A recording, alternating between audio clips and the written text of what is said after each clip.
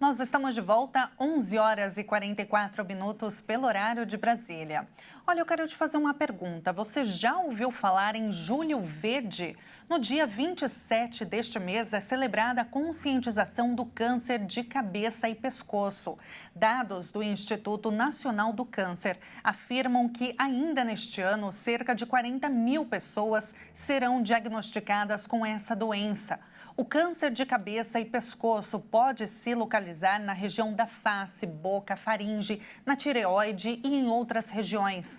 Para falar mais sobre esse assunto, vamos conversar com o médico oncorradiologista Cássio Trindade. Bom dia, doutor. Seja muito bem-vindo. Bom dia, gente. Bom dia a todos. Doutor, a primeira pergunta que eu quero te fazer é a seguinte: quais são os principais sintomas desse tipo de câncer e o que a pessoa ela deve fazer ao desconfiar da doença?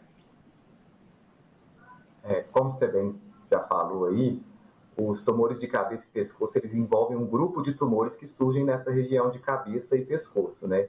Envolvendo todos esses sítios que você já citou. Então, os sintomas mais comuns vão estar relacionados com essa região.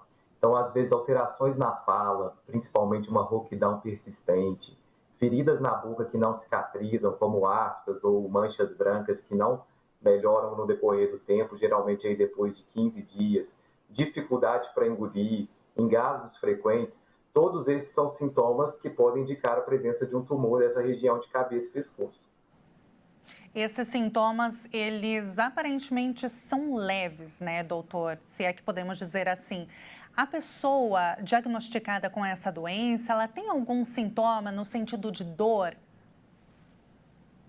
Sim, à medida que a doença avança, o quadro pode evoluir com a presença também de nodulações, caroços, né, assim, na região do pescoço e dor, né?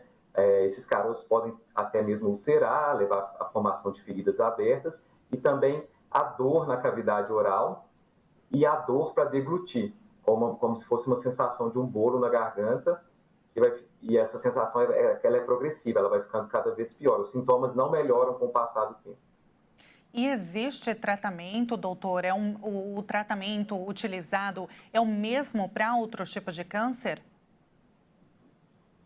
O tratamento ele vai depender, então, da região onde o tumor se localiza, nessa região de cabeça e pescoço, e também o estágio em que a doença se encontra no momento em que ela é diagnosticada.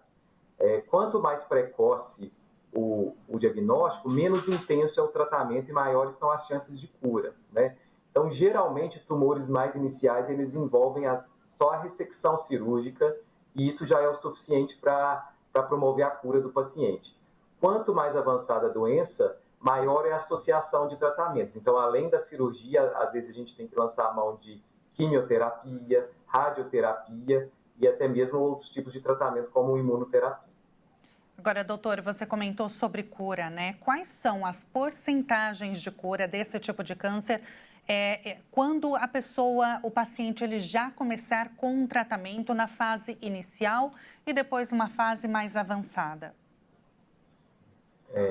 A gente sabe que os tumores diagnosticados precocemente, em fases iniciais, eles têm ótimas chances de cura. Assim, são diferentes tipos de tumores nessa região, mas só a título de exemplificação, eu vou colocar aqui o câncer de laringe. O câncer de laringe diagnosticado em fase inicial, ele tem ótimas chances de cura, que beiram 90 a 95% de possibilidade. Então, a gente está falando assim, de um tratamento curativo, uma vez que diagnosticado a doença em fase precoce. Daí vem a importância de campanhas de conscientização como o Julho Verde, né? A gente sabe que é um tumor altamente prevalente, os tumores de cabeça e pescoço aqui no Brasil, só que a gente percebe também que a população não conhece esse tipo de tumor. Então, essas campanhas, elas têm essa importância de prevenção e detecção precoce desses tumores. A gente sabe que em fases iniciais as chances de cura são excelentes. Quando os pacientes eles vão buscar atendimento, na maioria dos casos, doutor, o que você observa? Os pacientes eles já vão com a doença num estágio mais avançado ou não? A pessoa já, a maioria consegue buscar no início ali do diagnóstico? Especificamente para esses tumores do pescoço, o que a gente observa é que, infelizmente, ainda aqui no Brasil, essa doença é diagnosticada em fase avançada. Talvez porque a gente ainda não tem assim, políticas de rastreio nas populações de risco, ou então o desconhecimento da população por conta desse tipo de tumor. O que a gente costuma ver são pacientes que já chegam em fases avançadas, onde às vezes a possibilidade de cura ela é bem mais remota, digamos assim, e os tratamentos são bem mais intensos, né? Então, ao menor sinal de algum desses sintomas que a gente comentou aqui anteriormente, procure o seu médico, né? Porque isso vai fazer total diferença aí para o seu tratamento. Com certeza, né, doutor? Observar o próprio corpo também, para não deixar que essa doença se agrave e aí acabar sendo tarde demais, né, doutor?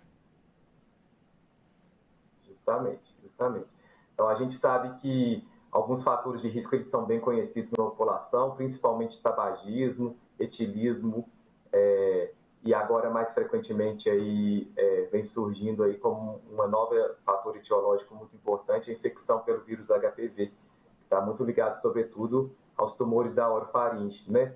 Então, além de tomar esses cuidados como não fumar, não fazer o uso exacerbado e indiscriminado de bebida alcoólica, fazer também, a gente sabe que hoje a rede pública oferece a vacina contra o HPV. Então, caso você seja ou do grupo indicado, ou então a faixa etária indicada para vacinação, que são aí dos 9 aos 14 anos, procurar também tomar a vacina. Com certeza. A gente conversou agora com o médico oncorradiologista Cássio Trindade. Doutor, muito obrigada pela entrevista. Foi muito bom falar com o senhor e trazer esse alerta realmente para quem está nos acompanhando. Obrigado. Obrigado a todos. Fiquem atentos aí a essas informações e, ao menor sinal, procure o seu médico. Com certeza. Muito obrigada.